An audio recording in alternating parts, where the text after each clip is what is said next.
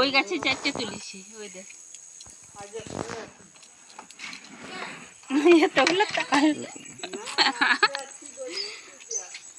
আজ তো অষ্টমী, সবাইকে জানাই অষ্টমীর শুভেচ্ছা ও ভালোবাসা আর বড়দের প্রণাম জানিয়ে আজকের ব্লগটা শুরু করলাম।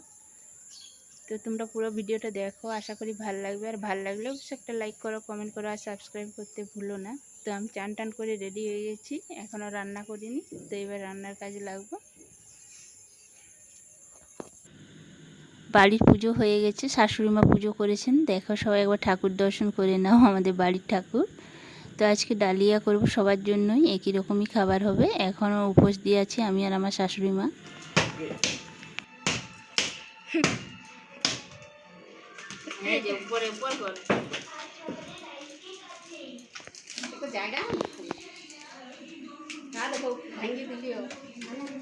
ওরকম নয়, এরকম নয়, এবার একটা ছাড়া দেবো, ওরকম বললি তো। এই দেখ এইরকম করে ছাড়া দোলাইস না, দোলাইস না একটা থালা না যাই কিছু।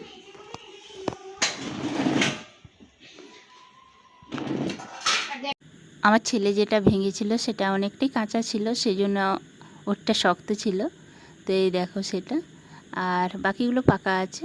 তো আমার শাশুড়িমা ছাড়িয়ে দিচ্ছেন চপাগুলো, আমি ভেঙে ফাটিয়ে দিচ্ছি একটা একটা। তো দেখো অনেকটাই তালমারি হয়ে গেছে। তো আমি আর একটুও জল হাত করি না, একদম শুকনো মাড়িটা থাকে, তাহলে নষ্টও হয় না। আর যা করবে সেটাই মানে ভালো হয়। তো রাত্রিবেলা করব, তো অনেকটাই দেরি হলো, 12:30 বাজছে এখন। কাটবো না, আরও মাঝে করে দেবো না ওরকম।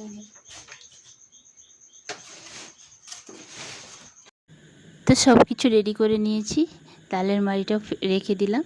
আর এই দেখো আমি ডালিয়া সব কিছু নিয়ে চলে এসেছি। আমার শাশুড়িমা সবজিগুলো সব কেটে দিলেন, ফুলকপি, লাউ, গাজর, টমেটো, তারপরে বরবটি, কাঁচা লঙ্কা, আলুগুলো কাটা হয়নি, ডাল ভিজিয়ে ভিজিয়ে জল ঝরিয়ে নিয়েছি। আর ডালিয়াটা ধুয়ে রেখেছি, আর আলুগুলো কেটে নেব। কড়াই করবো না আজকে, হাঁড়িতে করব। তো হাঁড়িতে আমি প্রথমে গরম করে তেল দিয়ে দিলাম, তারপর শুকনো লঙ্কা আর গোটা গরম মশলা দিলাম, তারপর অল্প একটু হিং দিলাম। নিরামিষ তরকারিতে বা রান্নাতে দেখবে হিং দিলে খাবার স্বাদটা আলাদা হয়, মানে খুব ভালো হয়। আর আলুগুলো কেটে নিলাম ওই ফাঁকে। আর আমি ডাল আর আলুটা আগে অল্প ভেজে নিলাম, তারপর ফুলকপিটা দিয়ে দিলাম। ফুলকপিটাও ভেজে নেব। ফুলকপিটাও একটু নেড়ে চেড়ে ভালো করে তারপর বাকি সবজিগুলো দিয়ে দেব। লাউ, বরবটি, গাজর, কাঁচা লঙ্কা, তারপর টমেটো, সব কিছু একসাথে ভালো করে মিক্স করলাম। এবার সব মশলাগুলো দিয়ে দিলাম, জিরে গুঁড়ো, হলুদ গুঁড়ো, লঙ্কা গুঁড়ো, নুন পরিমাণ মতো দিয়ে ভালো করে কষিয়ে নিলাম। তারপর আমি জল দিয়ে আবার কিছুক্ষণ ঢাকা দিয়ে রেখে দেব। ডালিয়া করতে খুব বেশি সময় লাগে না, আধ ঘন্টা হলেই হয়ে যাবে। তো এখন মোটামুটি 1:10 মতো বাজছে।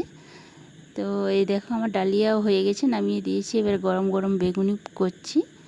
তো আমি একটু মোটা মোটা করেই করছি বেগুনিগুলো। তো আজকে এটাই দুপুরের মেনু সবার। আমাদের অষ্টমীর দিনে আর অন্য খাবার হয় না, মানে চালের কিছু হয় না। তো এই দেখো ডালিয়ার খিচুড়িটা কী সুন্দর হয়েছে, আর খেতেও কিন্তু দুর্দান্ত হয়েছিল। একটু ঠান্ডা হোক, আমি এখানে বেগুনিগুলো করেই খেতে দিয়ে দেব। দেখছো কত বড় বড় বেগুনিগুলো করছি। তো আমার রান্না বান্না মোটামুটি হয়ে গেছে, আর কয়েকটা আছে বাকি, ভেজে নিলেই হবে। আর এদিকে বৃষ্টি শুরু হয়ে গেছে, মানে আমার রান্নাও কমপ্লিট, 1:30 বাজছে আর বৃষ্টিও শুরু হয়ে গেছে। এই দেখো একবার দেখাই তোমাদেরকে, দেখছো বৃষ্টি শুরু হয়ে গেছে। আমি কাপড় তুলতে এসেছিলাম, তখন তোমাদের সাথে একটু বৃষ্টিটাও শেয়ার করলাম। এবার খেতে দেব। বৃষ্টিতে ডালিয়ার খিচুড়ি খেতে খুব ভালোই লাগবে, আর গরম গরম তার সাথে বেগুনি আছে। তো আমার ছোটো ছেলেও খাচ্ছে, সবাইকে খেতে দিয়েছি, 2 ছেলেকেই দিয়েছি, আমার বরকেও দিয়েছি, আমার শ্বশুরমশাইও খাচ্ছেন। তো এই দেখো আমার ছেলের ভালো লেগেছে, বলছে মাথা নেড়ে বলে দিল। তো রাত্রি না, এই সন্ধেবেলা আমি সব কিছু সরঞ্জাম নিয়ে চলে এসেছি বড়া করার জন্য, তালের বড়া হবে। তো আজকে তো চালের গুঁড়ি দিয়ে কিছুই করা হবে না, আজকে ময়দা সুজিটা কিছুক্ষণ ভিজিয়ে রেখেছিলাম, তারপর আমি গুড় আর নুন দিয়ে দিলাম, আর ভিজিয়ে রাখা সুজিটাও দিয়ে দিচ্ছি। এবার ময়দা দিয়েছি, আর কিছু দেব না। আর তালের মাড়িটা দিয়ে আমি ভালো করে মিক্স করে একটা ব্যাটার করে নেব। মাড়িটা দেখছো আর রংটা দেখছো তালের, মানে তালগুলো এত মিষ্টি কি বলবো তোমাদেরকে। মানে একটা দুটো তাল থাকে না, তেতো হয়ে যায়, কিন্তু তেতো না, খুব মিষ্টি তালগুলো। আর আমাদের খামারে অনেক গাছ আছে, বিভিন্ন রকমের তালের সাইজের গাছ আছে। তো তালের ব্যাটারটা এই দেখো এইভাবে করেছি। তো আজকে শুধু ময়দা দিয়ে, সুজি দিয়ে আর তালের মাড়ি আর গুড় আর লবণ দিয়েই করছি। তো বেগুনি করেছিলাম ওই তেলটাতেই, আমি কড়াইতেই, মানে দুপুরবেলা করেছিলাম, সেই কড়াইয়েই আমি তালের বড়াগুলো করে নিচ্ছি। আমার শাশুড়িমাকে ডেকে নিলাম ছাঁকার জন্য, একজন ছেঁকে দিলে দেখবে তাড়াতাড়ি হয়, তার জন্য। তো আমার শাশুড়িমাও আসছেন। এই দেখো এবার ভাজবেন, লাল লাল করে একটু ভেজে তুলে নিলেই হয়ে যাবে।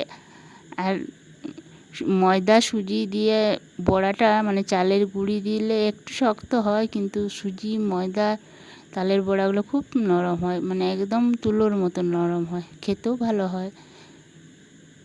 তো কতগুলো হয়ে গেছে দেখতে পাচ্ছ, আর নরম তুলতুলে। আমার ছেলে এসছে খাওয়ার জন্য, তো ওকে দেখালাম, দেখ আজকে তালের বড়াগুলো আবার অনেকটাই নরম হয়েছে। তার সাথে একটু লুচিও করলাম,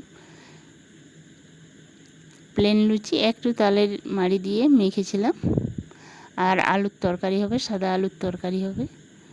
তো এই দেখো লুচি কতগুলো হয়ে গেছে, বড়াও হয়ে গেছে, লুচিও হয়ে গেছে।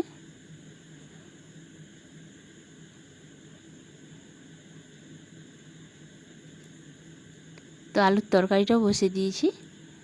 তো আর বেশি কিছু করব না, মানে অল্পই করলাম, মানে বড়া খেয়ে লুচি কম কম করেই খাবে। তো ঢাকা দিয়ে রেখে দিলাম। ভিডিওটা এই পর্যন্ত, সবাই ভালো থেকো।